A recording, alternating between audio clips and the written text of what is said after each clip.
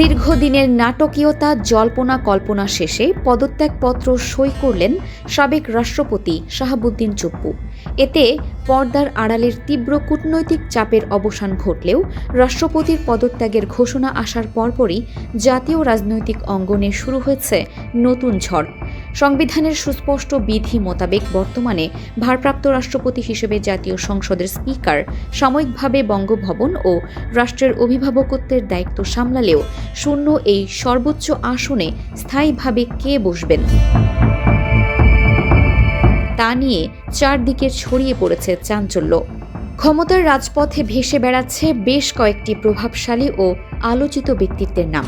তবে রাজনৈতিক হিসাব নিকাশ এবং ক্ষমতার সমীকরণকে পেছনে ফেলে যে দুটি নাম সাধারণ মানুষের মুখে সবচেয়ে বেশি উচ্চারিত হচ্ছে তা হল দেশের অন্যতম বৃহত্তম রাজনৈতিক দল বিএনপির অভিজ্ঞ অভিভাবক মির্জা ফখরুল ইসলাম আলমগীর এবং আন্তর্জাতিক অঙ্গনে বাংলাদেশের ইতিহাসের সবচেয়ে উজ্জ্বল ও মর্যাদাপূর্ণ মুখ নোবেল বিজয়ী ডক্টর মোহাম্মদ ইউনূস।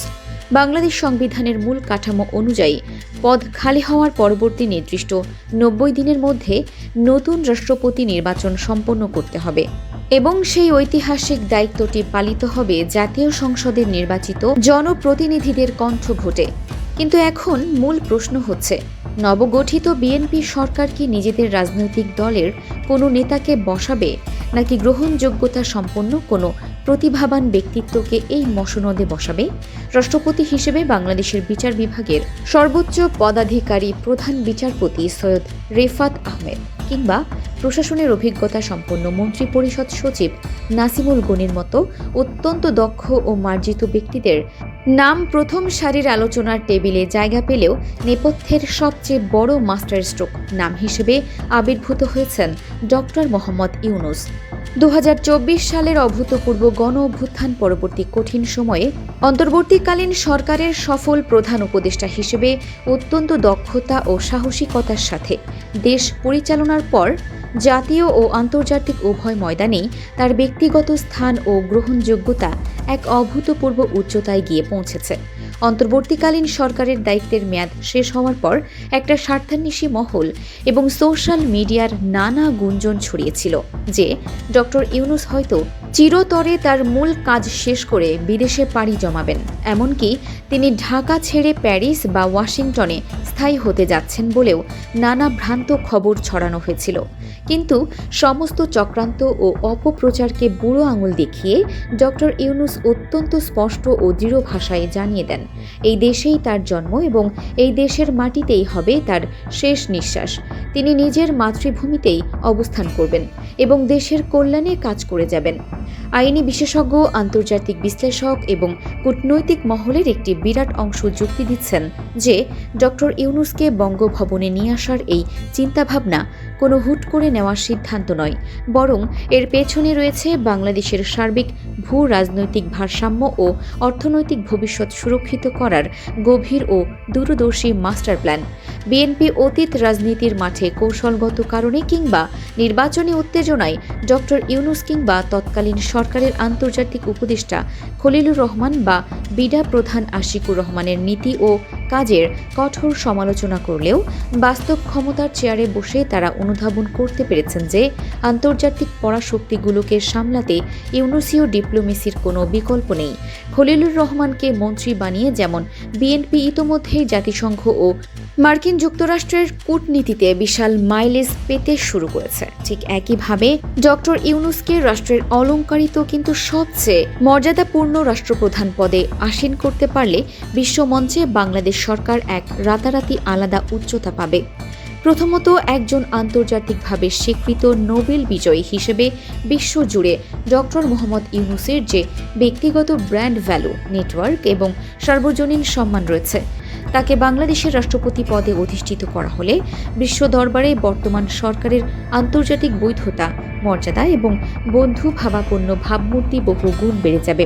দ্বিতীয়ত, বৈশ্বিক পরাশক্তি মার্কিন যুক্তরাষ্ট্র, ইউরোপীয় ইউনিয়ন এবং পশ্চিমা বিশ্বের শীর্ষ নীতি নির্ধারকদের সাথে ডক্টর ইউনূসের যে সরাসরি ও হৃদ্যতাপূর্ণ ব্যক্তিগত যোগাযোগ রয়েছে তা বাংলাদেশের মতো রপ্তানি নির্ভর দেশের জন্য এক বিশাল বড় আশীর্বাদ। বিশেষ করে বাংলাদেশের অর্থনীতির সবচেয়ে বড় চালিকা শক্তি আমাদের তৈরি পোশাক গার্মেন্টস শিল্প। ইউরোপ ও আমেরিকার বাজারে আমাদের পোশাকের ওপর যে আকাশচুম্বী শুল্ক ও কঠিন শর্তাবলী আরোপ করা থাকে তা শিথিল করতে এবং নতুন নতুন বৈশ্বিক বাজার উন্মুক্ত করতে ডক্টর ইউনূসের আন্তর্জাতিক প্রভাব জাদুকরী ভূমিকা পালন করতে পারে। তৃতীয়ত, বর্তমান বিশ্বময় অর্থনৈতিক মন্দা এবং বাংলাদেশের ব্যাংক খাতের ঐতিহাসিক অস্থিরতার এই কঠিন সময়ে আন্তর্জাতিক অর্থলগ্নি প্রতিষ্ঠান যেমন বিশ্ব ব্যাংক, আন্তর্জাতিক মুদ্রা তহবিল, এশীয় উন্নয়ন ব্যাংক এবং ইসলামিক উন্নয়ন ব্যাংকের মতো বিশাল অর্থনৈতিক সংস্থাগুলোর সমর্থন পাওয়া অত্যন্ত জরুরি।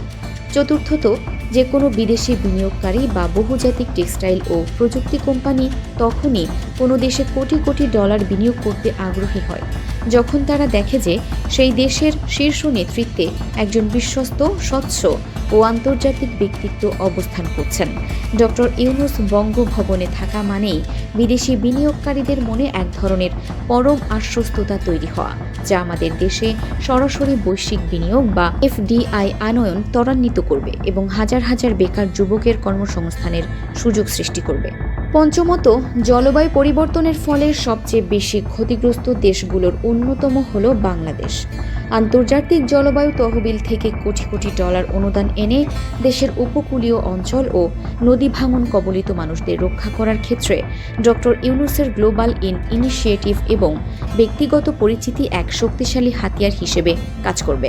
কেবলমাত্র অর্থনৈতিক কিংবা কূটনৈতিক সুবিধাই নয়, দেশের ভেতরের অভ্যন্তরীণ রাজনৈতিক ভারসাম্য রক্ষায় এবং রাজনৈতিক অস্থিরতা দূর করতেও এই সিদ্ধান্ত এক অতুলনীয় কৌশলগত চাল হতে পারে।